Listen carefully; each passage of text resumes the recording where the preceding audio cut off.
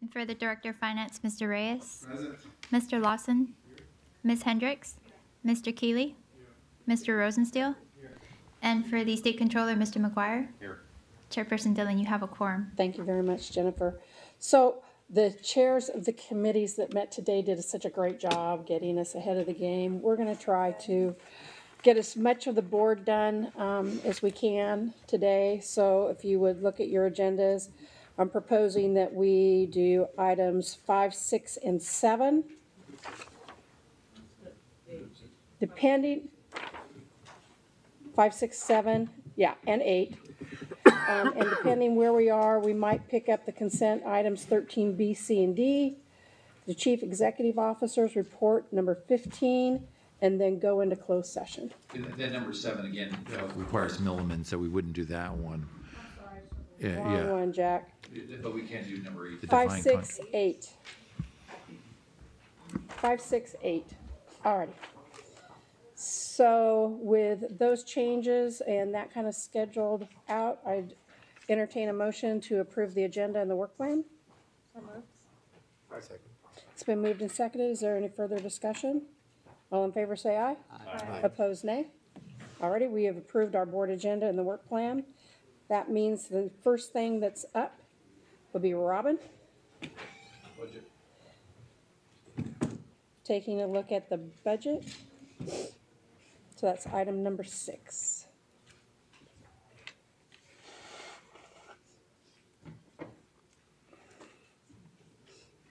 Good afternoon. So I have a short presentation that includes a summary of the changes to the budget since we first reviewed it in September, as well as a short overview of what's in the budget. And then I have more detail that I'm prepared to share with you in a presentation format or to address specific questions. So hopefully that, if that suits the board, I'll go ahead and proceed. So just as a matter of overview, this is the operational budget summary for the Teachers Retirement Fund, the Teachers Health Benefit Fund, the Teachers Deferred Compensation Fund, and the Investment Technology Projects Appropriation, which is a new split of our Enterprise Information and Technology budget out to allow for reappropriation authority.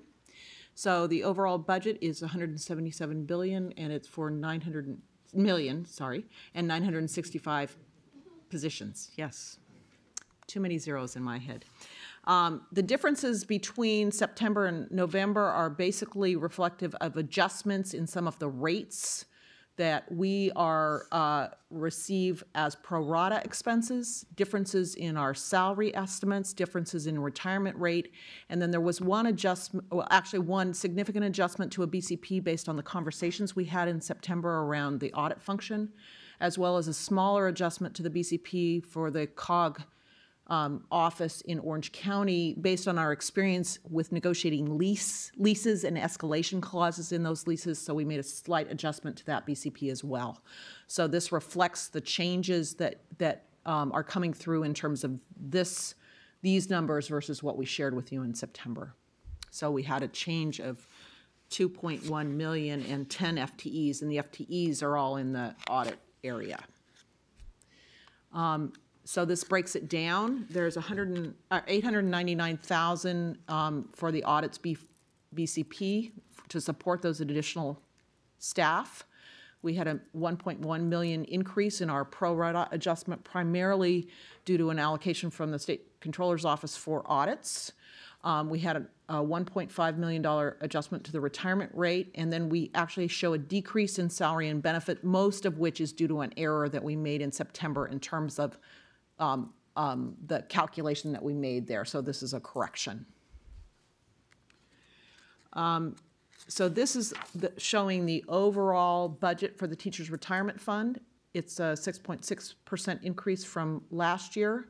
Most of the increase is for the change in salary benefits and statewide costs. And again, we've reflected the reversal of one-time BCPs from this current year, 12-13, and then we've added BCPs in that were to address operational concerns for 13-14. So this shows the change in the full-time equivalent count. There are 9 requests for enterprise information and technology in the information technology services area, 13 in total for audits, 2 for the information security office, and 4 for human resources. So that's a 3% increase in FTEs overall. What's not shown here that I think is important to point out is that program had actually requested 39 additional full-time equivalents that we are meeting from our vacancy turnover rate pool. So we run with a vacancy rate, and based on a budget letter that came out, we have tried to absorb some of the additional staffing required using that ongoing vacancy, moving away from a position-based budget perspective on those positions, and not requesting those FTEs or the dollars associated with them, but funding them from within.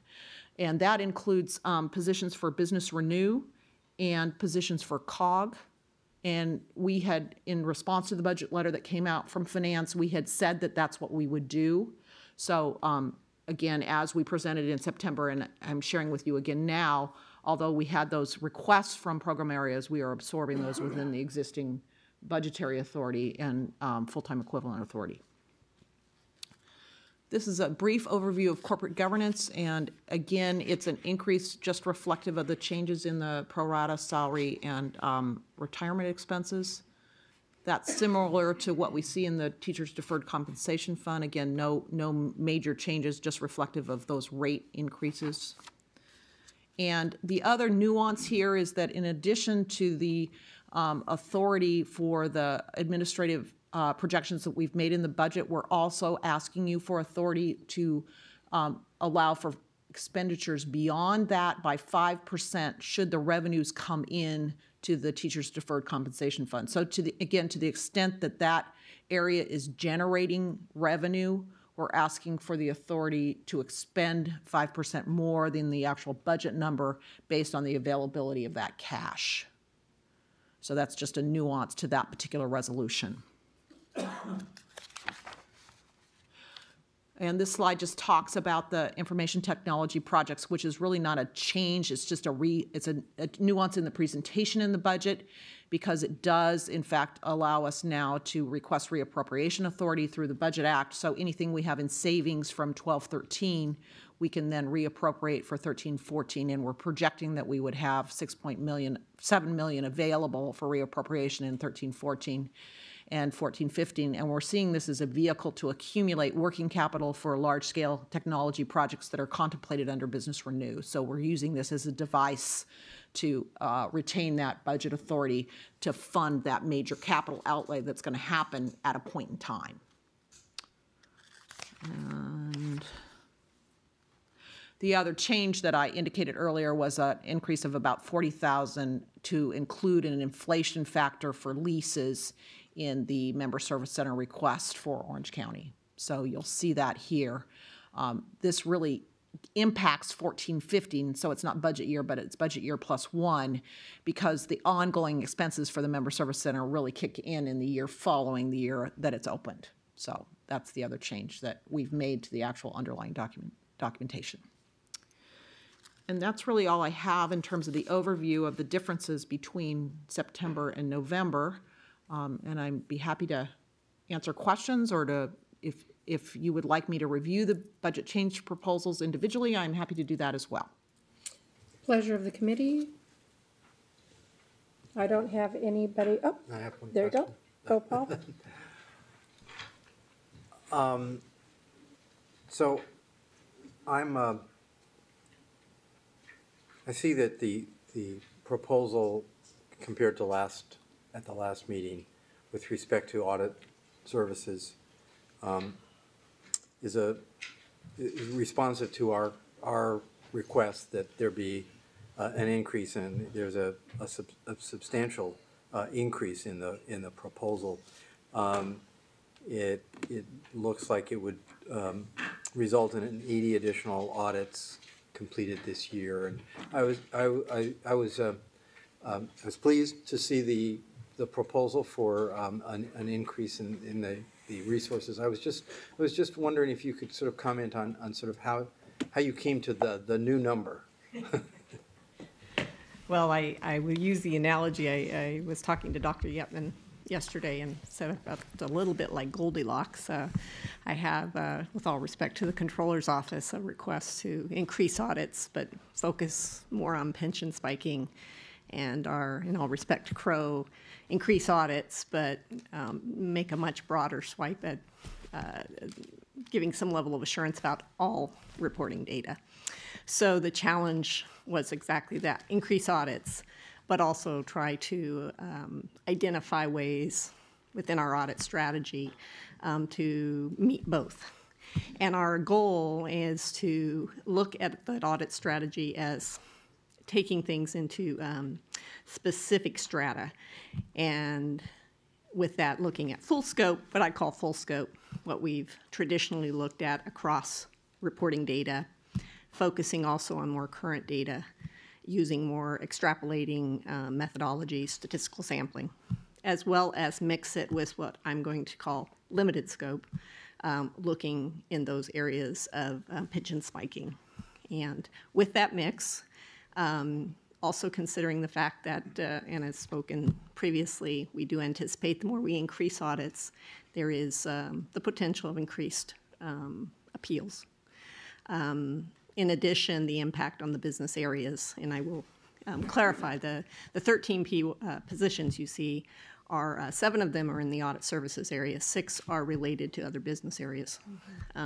So again, there's a domino effect.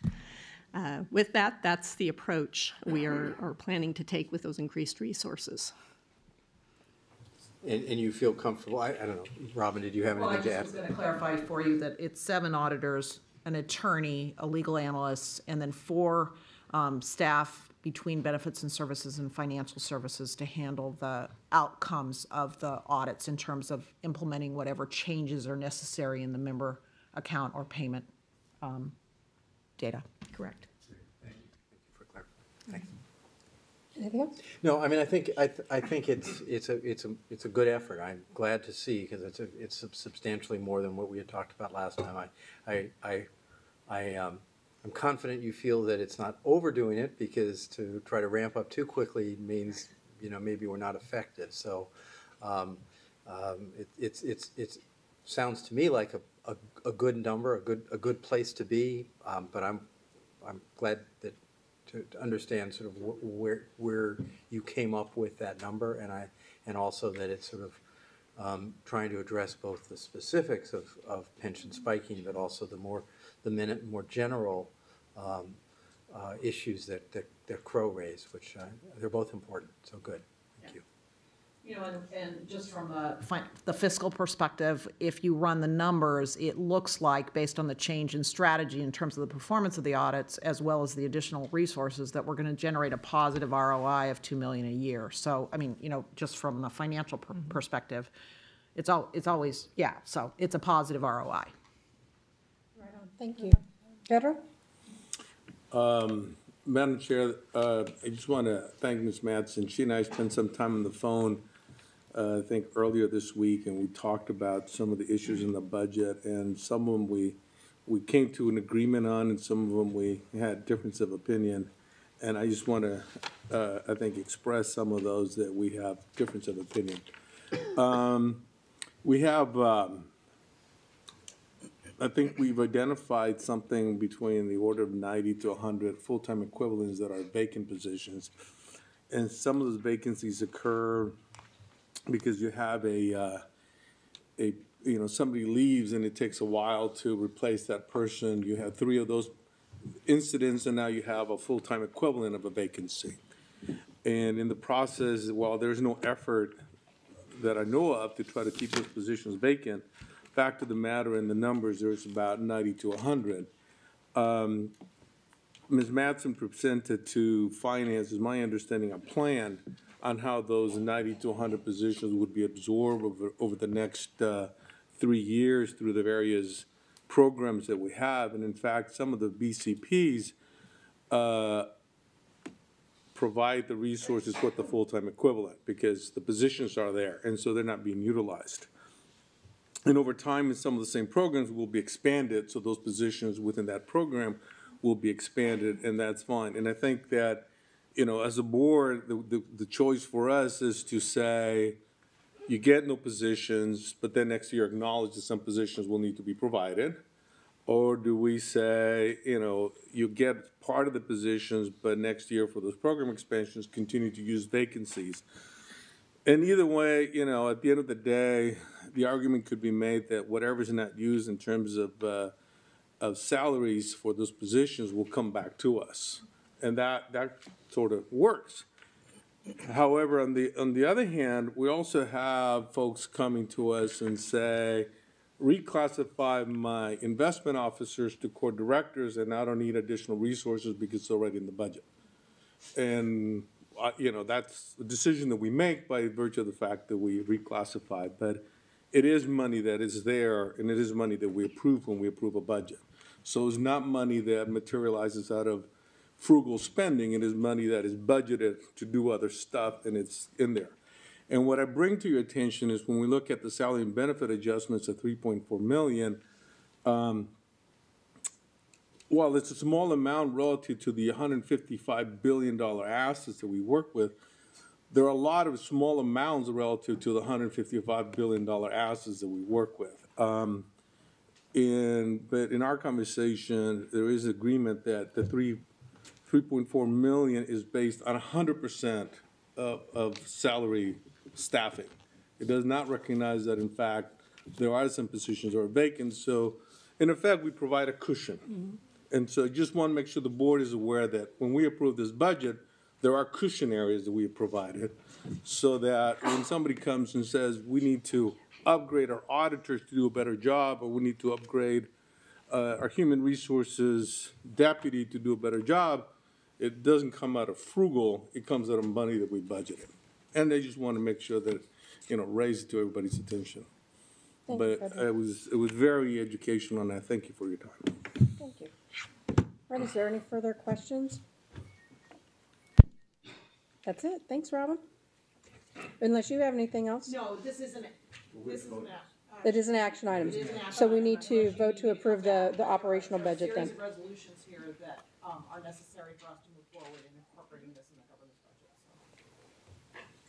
Entertain a motion. Is there one resolution, two resolutions? There are actually Two. We have the 13-14 total operational and then there and the is one for 14-15 because of the augmentation. augmentation for cost.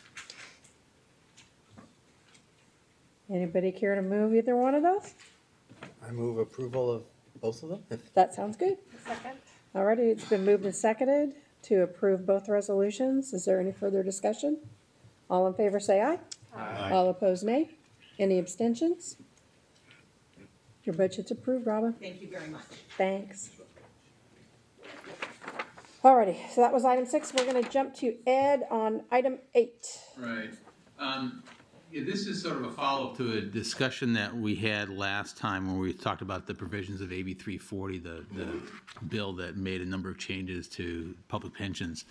This particular issue has to do with a compensation cap that was imposed on future defined benefit program members, those who are first hired into the California Public Education on or after January 1st of 2013. There'll be a limitation of how much compensation counts towards a pension in the DB program, or a DBS for that matter.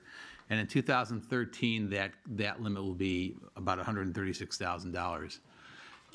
It's the kind of thing that will occur very gradually as new members come in that hit that level. That number gets adjusted each year with the changes in the Consumer Price Index. And under the bill, although there won't be any contributions made to the defined benefit program or to DBS or to any defined benefit program by the employer after the compensation hits that cap, the bill specifically allows the employer to make a contribution to a defined contribution plan.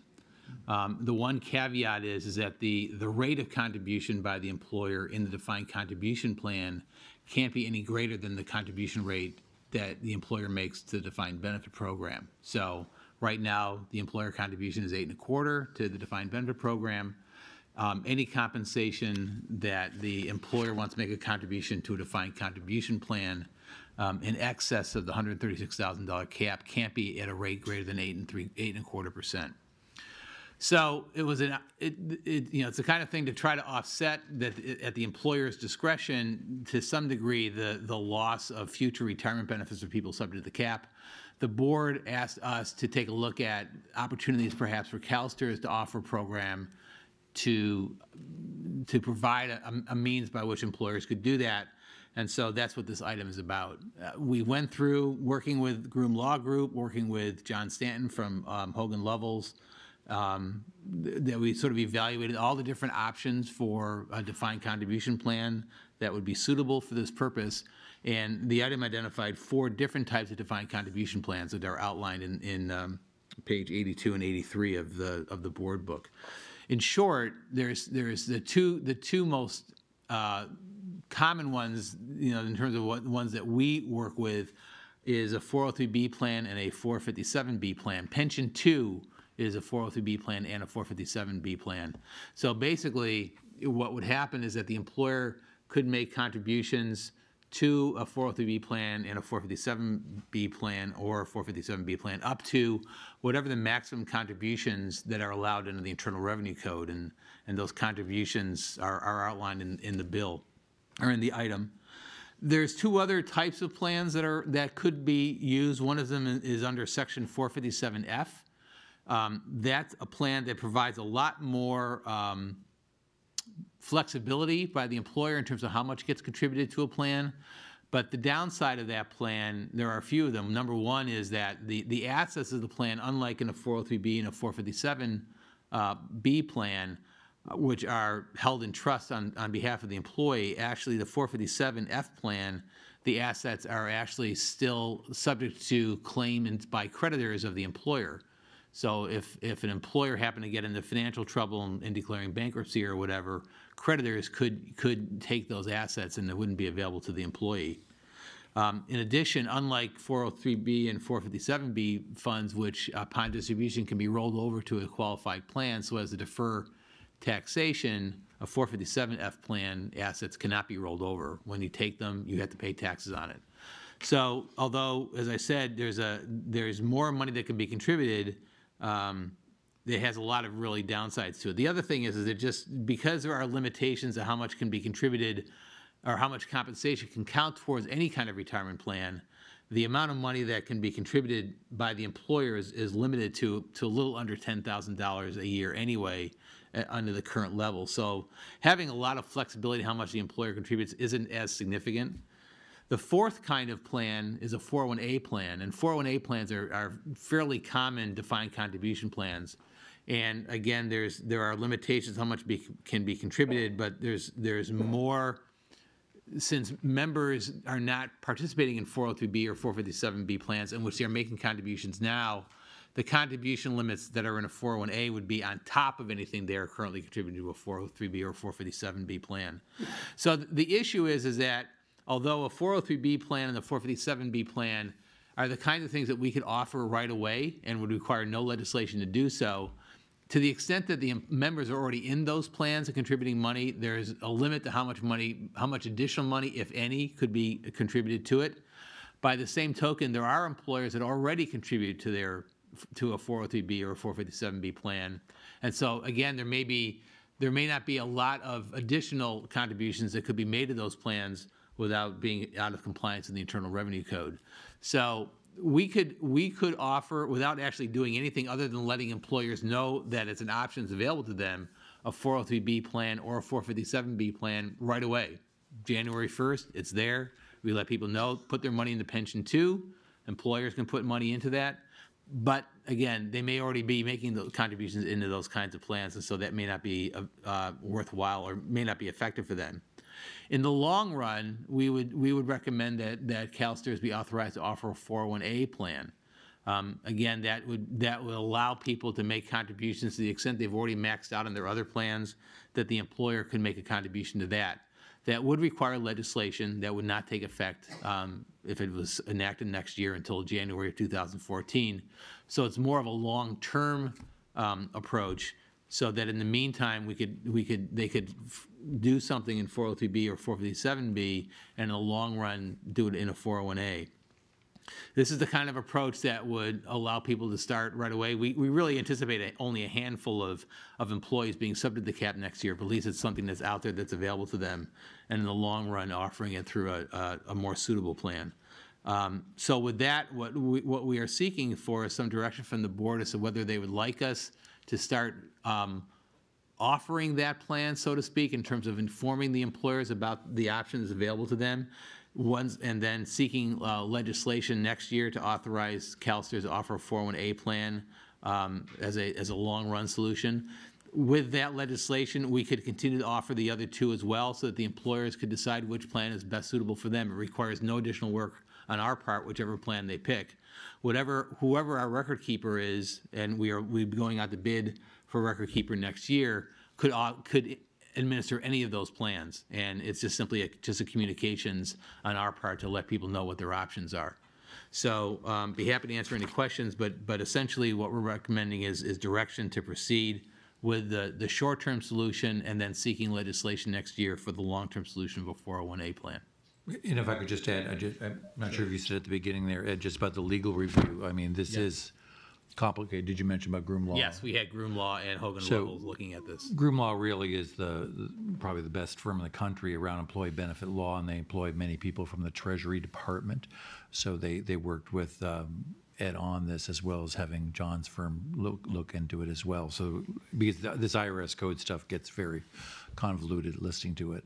That was one thing. And I just want to mention on the marketing side, just clearly if we chose to take a pass on this, this is not a huge market, but it will be done without us. There's no doubt about that. It's not a question of someone waiting in line. Clearly, the other vendors will want to take part in this. I think the real question is, do we want to offer a complete set of retirement products here?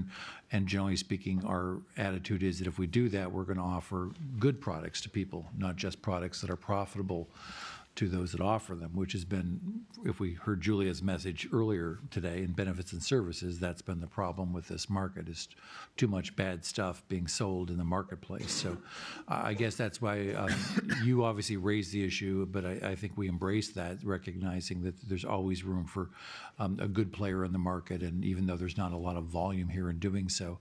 And then last point I would make, what Ed was saying is, even though we do have things available now, it's really if we want to view this as the customer, it's their decision how they want to structure this compensation. So I'm not sure we should be telling them it should be a 403B and this is what we've got.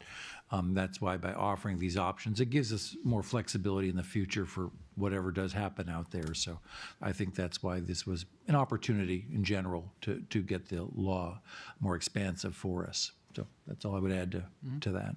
Ready? We have a couple people in line. Sherry? So Ed, you were saying, or in your report, there's 3,400 active members right now that earn credible compensation in excess of the limit. Is that what you're? Right. Okay. So, do we know how many members actually max out their 403Bs and 457s? I mean, I would assume. I wish I were one of those members. Yeah, I don't know offhand. I don't know that we had that information. We could certainly look into that, because we might be able to tell from those who 403B plans we administer. I can't, unless, do we know?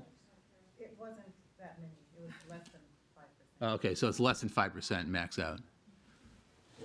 I mean, Less than 5% of what number? Less than 5% of people who utilize 403Bs max out on their 403B contributions. But it could be 100% of this group. yeah, is that everybody or no? I know, but is that every? Why don't you come up here just to? Okay, you don't want to come up here.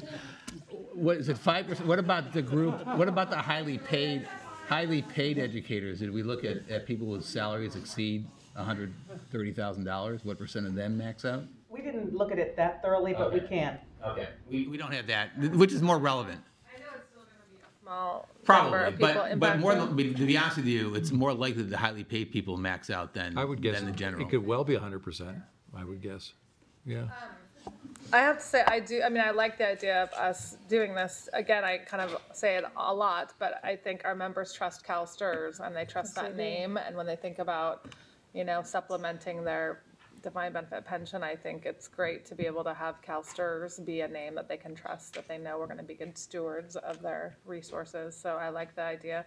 Can you help me just again, I read your report several times, the 401A, can you kind of just say it again in a different way, or a way I can understand it, 401A, like how? Why is it, why? Well, that's just that's new language for us. We're used to 403Bs and 457s. Right. So could you just kind of, in a sentence, sort of reiterate what a 401A is? Well, a 401A it's like a 403B it's like a 403B and a 457, other than the fact that there's a lot of flexibility in terms of what you invest the money in. It doesn't have to be in a mutual fund or an annuity product like in a 403B.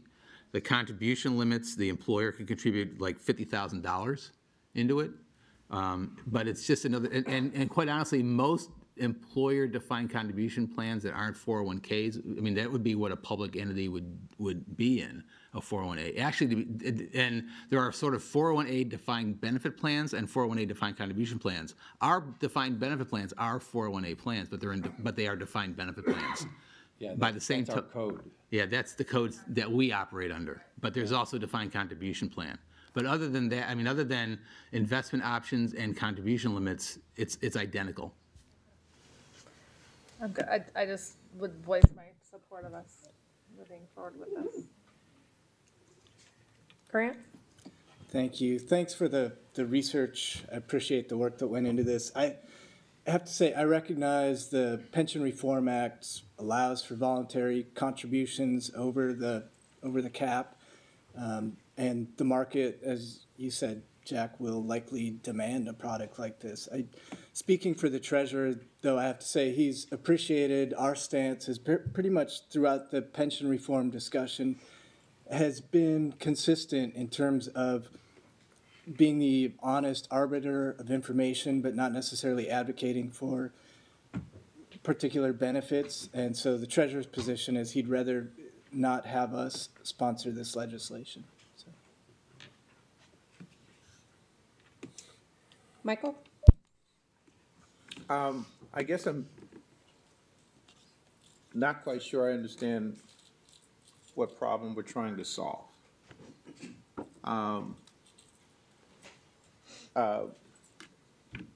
Maybe you said it, maybe I missed it. About how many people will this impact? Immediately, very few.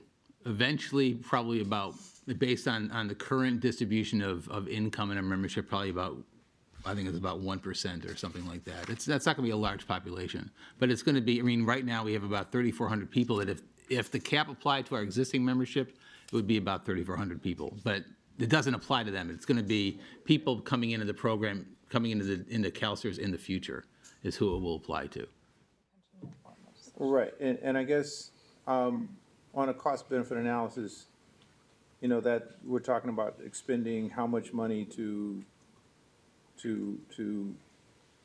provide a vehicle for how many people? From our standpoint, almost no money, because it's, I mean, from the 403B, 457 side, we already have those products in place. It's just a question of communication. On the 401A side, it's simply just a question of the effort to get a bill passed. And because other than that, all the cost of administering the plan, that would be, we would contract out for the administration of the plan like we do with the 403B, 457 plan. The cost of that would be borne by the participants in that plan. And what alternatives are out there to this plan? If we didn't do this, what? If we didn't do this, undoubtedly there would be other financial entities that would offer the product, and the issue is that just from our own experience in terms of 403B is that they aren't necessarily the most high quality, cost effective products. And we like, you know, one of the virtues of having CalSTRS in the market is that we can sort of send a benchmark that people can. You know, they have to be careful about what they charge for things because there's a low cost, high quality provider, and then that's what we'd want to be in that market.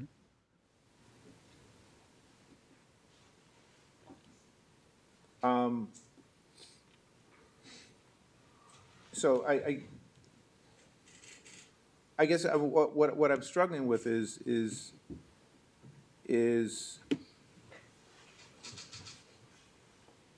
you're saying we're doing this because the private market won't be as good. But what would be the primary distinctions between, is just a cost, or is there, I mean, is it that there's not a tax exempt alternative out there? No, I mean, anybody can offer the same products we can. I think it's just an issue of that, you know, certainly the experience that our educators face when 403, and the 403Bs are offered to them, they're sold, they're not bought. I mean, it's a very high pressure sales job. And it's just the kind of thing that, you know, they sell high cost, high commission products that aren't very good. And we think we can offer a better product, and we want to make it available to our members. Clearly, our customers would like it. I mean, the superintendents would trust this organization, and they would, if we chose to offer a product, they would probably say, I feel much better getting it from where I get my retirement. But it will be offered no matter what. It just that I think we've all experienced these harsh lessons from the broader 403B market where it just got out of control, the poor quality products that are in there, and there's not a good body of law now to support a good marketplace. And this is a very small market compared to that, but it just, I think those lessons weigh on all of us that those educators weren't well served by the 403B market here. And this is a small group, they're highly compensated. You could say they could fend for themselves, but it's a question of how do we see our mission here, even if it is the 1%, to use the example. You know, do we see our mission to take care of all the educators with good products or not, even if they're voluntary? I think it's that issue. But it's not going to change the world one way or the other. Obviously, we don't do that too. But it's a way of keeping the market, I think, improving itself with trustworthy products that aren't high sales-oriented products. And the reason why we got into this field in the first place was because we had members pushing us to start offering these because of the trusted brand that CalSTRS is. Yeah. And so I think that us offering that to our highly compensated teachers that will now have this cap is they still have that comfort that they are investing with CalSTRS still. So they see it as the two sides of the same coin, instead of maybe a VALIC or another 403B product. Mm-hmm. So I think what you're just asking us is to market what we already have. Now that this change is occurring, and then exploring the 401A to expand that for those that would want to. But if this took a lot of effort or a lot of resources, we wouldn't even be recommending it ourselves. We've got bigger issues on the table to take care of by far, but it's not. In part, go ahead. Can I just give an anecdotal? Please. Because I think, well, Dana, Harry, and I all, you know, work in education, and I have plenty of friends I know, colleagues out in the audience have plenty of colleagues, or maybe themselves. I have plenty of friends that are the most intelligent people, and they have, you know, pizza with somebody and sign off on something and find out it's 4% or 5% fees, and so there's been historic issues around, I think, some of these products and how they are kind of sold to teachers, and in my estimation, there's been sort of a predatory approach to that in terms of, you know, enticing teachers into buying some of these products, but not really disclosing the fees up front. And a lot of teachers are trusting and they want to be good savers, but they're not always aware of the costs of some of these vehicles. And so I think the conversation to me is about trust and being able to go to a place that you trust. And if you trust CalSTRS for your pension, you can trust them for a supplemental retirement vehicle like a 403B or 457. So that's some of the context I think teachers are dealing with, is that we have a lot of horror stories. I'm not saying to the audience, you know, there's plenty of reputable companies out there that sell 403B and 457 products, but there's some hit and miss there, and some horror stories of people investing in things and ending up, when they get to retire, you know, they don't have as much retirement money there because it's gone to these fees.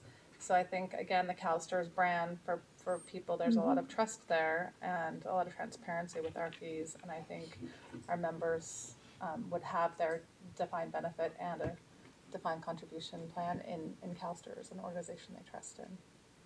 So that's some context from. Yeah, and I see that, and I guess part of my question is, you know, kind of just that. I mean, is this in keeping with, or do we care? Is it in keeping with the policy that was behind the cap?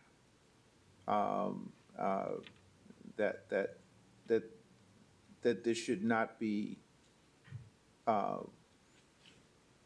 that benefits based on compensation above that level should not be a part of a pension plan that is sponsored by the state effectively. And I understand that this is not guaranteed by the state by any means, but it is a product that, as we're all, that I'm hearing, is in competition with private sector products that might or might not be available. And what I'm hearing is that this is not exclusive, that the private sector could still provide competing products, and the members who are who find themselves in this position aren't required to participate in the CalSTRS product. And so it is a product that will be out there in competition with whatever private sector products are out there. And I guess I'm comforted by the fact that you're saying that this is not going to require any significant amount of resources from us, is not going to divert our attention from any other duties that we have. And to me, that's the critical issue, that we're not diverting any resources, not significant resources, to this product, which by definition services a limited number of people who have alternative means to satisfy the issue that we're trying, the hole that we're trying to fill. I guess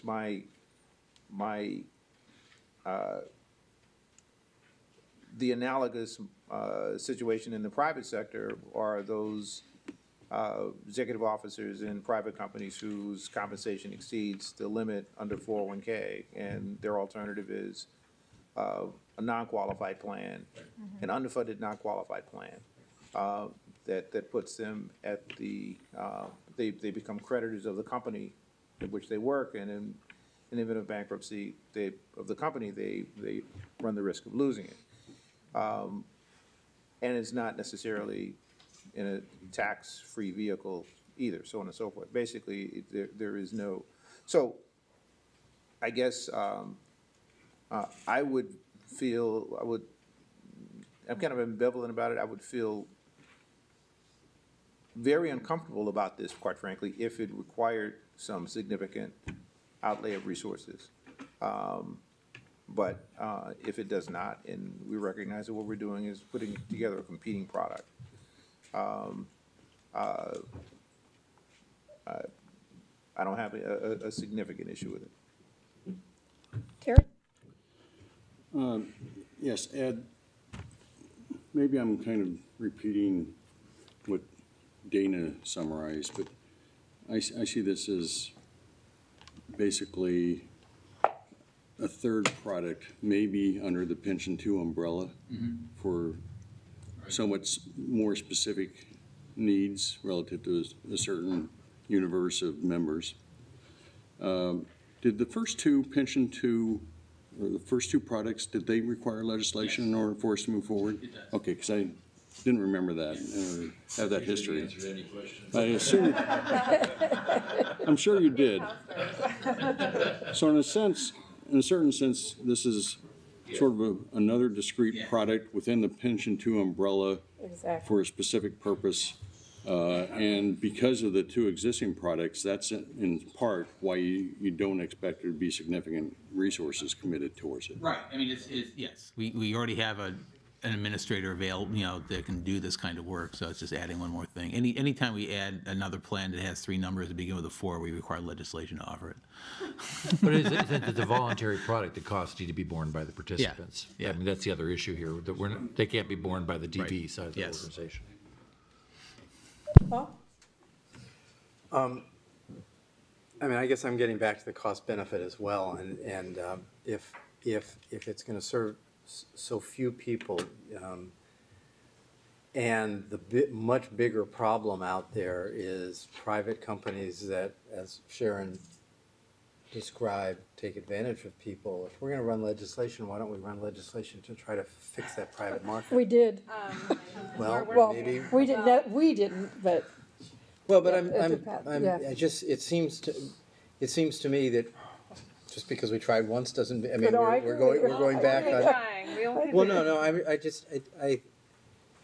I share some of Michael's concerns. I guess I don't see any harm here. But I do, it's almost like, pension reform put a limit for a reason to try to address the liability going forward. And we haven't solved the funding problem of that. So I've almost got some question as to whether we should be facilitating a program that encourages or accommodates or permits districts to put money into these plans rather than to addressing the unfunded liability of the DB program, which is our primary fiduciary responsibility. And I know they're going to happen anyway. I understand that. I understand that completely. But I'm just, I don't know. It just doesn't.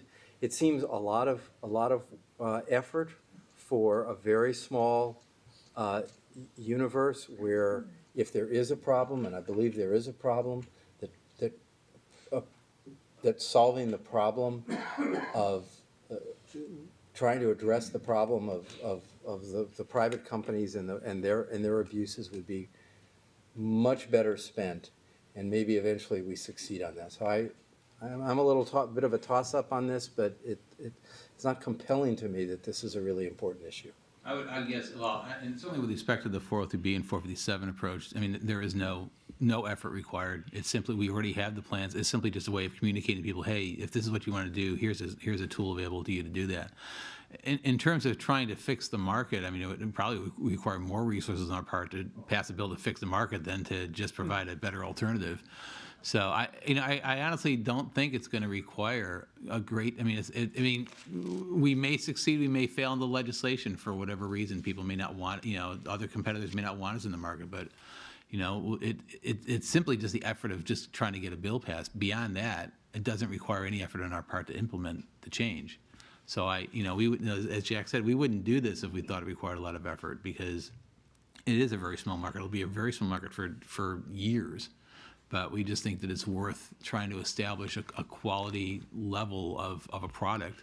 And we'll work with, organizations that represent these types of members, and, that'll probably help us, make sure that they understand, that this is the best way to go.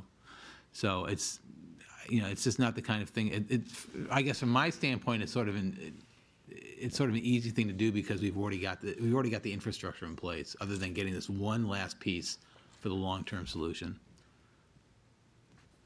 The only thing I would add too, just from a strategy standpoint, it never hurts to have the CEO enrolled in your plan.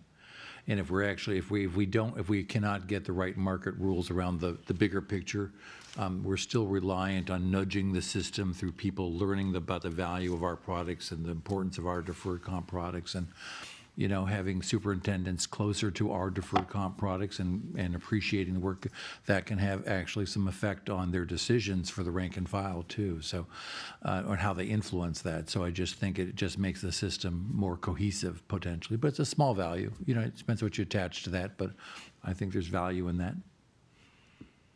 But we're not lobbying here on this or anything like that. We're just trying to present, the pros and cons of this. And Jennifer's already smiling. I think I'm gonna say some smart aleck remark. I'm not. Actually, I have a serious question. On the 403B and 457B is cost effective right now, right? It doesn't cost us anything, and the fees fee supported. What is their return? Is the return based on? How well the investments did. Is it the entire fund No, that we have? it's they, I mean, in pension too, we have 22 funds. It is a mutual With the fund. fund, right, It is, okay. that's what it is. It's an umbrella product that offers mutual funds. And whatever funds they pick, whatever their returns are, that's what they get. In the mutual fund. It's, the mutual funds themselves, there's some Vanguard funds, there's TIAA-CREF funds, there's DFA funds, they're all. It's not Oh, involved. no. We're just the No, conduit. no, and that's no, what no, we would no, be we at this don't, point. we don't manage the money. Okay, all right, so we're kinda, so we're just sort of the, middlemen, if you Right. would, okay. And there's, I'm kinda looking at this and I understand what you're trying to accomplish, but I guess at the end of the day, since this would require legislation, I will have to abstain from this, and I probably have said too much already. Harry, to be clear why I did this. Harry. So I support the opportunity for us to capture this market, regardless of how small the market will be initially, because I think the principle of retirement security and the ability to potentially penetrate this market over a long period of time has the potential for it to ripple through the system where the rank and file average teacher who relies on CalSTRS as their primary retirement, and we know that by the data and what the numbers show, it's 65% replacement ratio, whatever the number is, it's not adequate enough to maintain standard of living. There has to be something supplemental. We have abundance of a body of evidence that shows that the products that have been sold, not purchased, sold by the marketplace are bad products. They're high fees, over time compounding costs the average educator tens of thousands of dollars that they don't even know they're losing. So the marketplace is too big. The products being sold are bad. And this is an opportunity for us to, at almost no cost, very little effort, to say we can provide a better product at a lower cost to a smaller percentage of the highest compensated educators in the state of California, who potentially could then share that information with rank and file educators in their system to say, working with their CFOs, whoever handles these issues in their districts, when you're making these choices, here's an alternative. Help us with the education. So if this costs us a lot of money or it took a lot of time and effort, we have bigger issues that we have to deal with. This is, I think, some low-hanging fruit. It's an opportunity for us to capture this market. I think we should. Michael? I'm still bothered by the optics of this thing. That legislation has been passed to cap what the system, the retirement benefit, the compensation against which we're going to the system provides retirement benefits, and we're going back to the legislature saying, okay, we know you capped it, but let us recapture it. And the argument is, if we don't do this, the marketplace is not going to provide cost-effective alternatives for these individuals. We can provide those cost-effective alternatives, but we're providing those cost-effective alternatives by going back to that same market that is not providing cost-effective alternatives. Well, it's a couple things. One, it's just so that we're clear, the legislation specifically authorized this type of plan. I mean, in terms of it specifically says that the employer can make a contribution to a defined contribution plan for compensation excess of the cap. So the legislature fully contemplated that this kind of a product would be offered. And in the conversations that we had with the legislative staff as the language is being developed, we said they were completely indifferent to, I mean, it didn't matter to them if we offered the plan. the purpose of the cap was not to get the public pension plans out of to limit them out of the business. It was to limit the liability of a defined benefit program. So if CalSTRS or CalPERS or whoever can administer, a defined contribution plan, there's no liability to the taxpayer doing so, and they were fine with that. And they recognized that legislation was needed. They simply didn't want to have that legislation in this because they were trying to focus on what they were trying to do. They fully recognize that legislation may be required to authorize us to do it, and they didn't express any concerns about it. And I guess I'm still not quite sure I understand why, well, just why we believe that in the absence of this, these educators won't have the ability to get a cost-effective program in the marketplace. I can only work on based on the experience we've seen to date with the kinds of products that are offered to educators now, and they're not saying that they're all bad, but a lot of them are pretty weak, to say the least. They're expensive, and especially with such a small market, you're probably not likely to see the lowest cost providers like Vanguard offering it because it's just not cost effective for them. The ones for which it's most cost effective are the people who charge the highest commissions. So, but our costs are sunk. We've already got the product in place, and we can offer it at no additional cost to ourselves. So that's why we feel like it's probably beneficial to do it. If we looked at the market share of the 403B market in California and who has the largest market share, it wouldn't correlate with the best performing or most cost-efficient products. So it tells you something is not syncing right.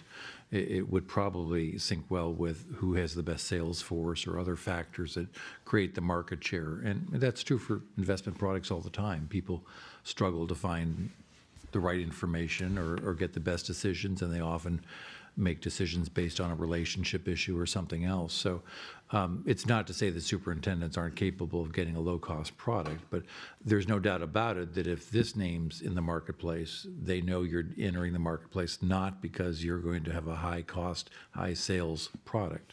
So it means a lot to our customers to have this brand in the market because they know you're making those decisions as a not-for-profit organization. So the market offers a full range on its own, as you said, from low cost to high cost. But having us in the market, whether we're talking about superintendents or rank and file, our brand means something to the membership. That's all. Sharon? I think I just wanted to reiterate something that Michael brought up, and Paul, you mentioned this too, that the pension reform legislation and the cap really is on the DB, the defined benefit portion. So it's meant to kind of, limit people from spiking their pension, the formula with the 3 numbers that we always talk about, that's the defined benefit. And what we're discussing here is this, 403B or supplemental. And so those are, in my mind, 2 separate things, because this person who's making this amount and is going over that amount, their defined benefit pension is going to be calculated on that 139 or 136,000, and then that extra, they've just got to figure out what to do with that. And so what we're saying is we're providing a 403B or 457 supplemental vehicle that's not related to pension reform. It's not related to defined benefit. It's a pay in, get your earnings and pull it out kind of vehicle. So I guess I just wanted to make sure we were thinking about that clearly. So. Oh. Let me just clarify that. Sure. If we were talking only about the employee putting the money in, I would agree. But we're talking about the employer also putting money in up to 8.25% is allowed by the cap. And so we've got one source of funding, which is what the districts have, to contribute to retirement benefits and it's the same dollars, if it goes into these defined contribution programs, then those are dollars that might not be available to fix the $64 billion of unfunded liability in the defined benefit. And that's why I think there is a connection. Well, and I guess, Well, Sure. I mean, no, there's no obligation, but we're struggling here for a solution, okay? Sure. We have SCR 105, we, pension reform did not address, and we've made that very clear, our frustration that it didn't create a funding plan to eliminate the unfunded liability. And so the optics, in my mind, is our number one concern is to fix the unfunded liability. And fully recognizing that there are going to be companies out there and there are going to be programs available to employees even if we don't provide them.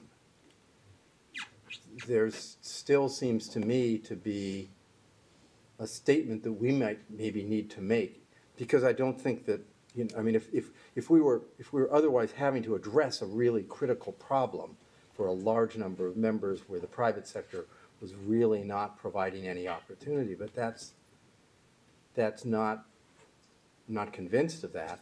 I mean, it's a very small number. So I think the optics are perhaps as important here as anything else. And that's what I'm saying. And you feel like kind of it diverts from our number one focus, which is the funding issue. But somehow. And it kind of accommodates the ability of districts to use the money for something other than addressing the unfunded liability, which I understand they're going to do anyway. I understand that. I understand that. well, and you know, and obviously if the legislature enacted that increased the contribution rate by the employer that they had to pay to the DB program, presumably that's going to reduce how much they may contribute to this part. So it's not, I mean, the DB program contribution is going to take priority because they're going to have to pay that as opposed to the DC contribution.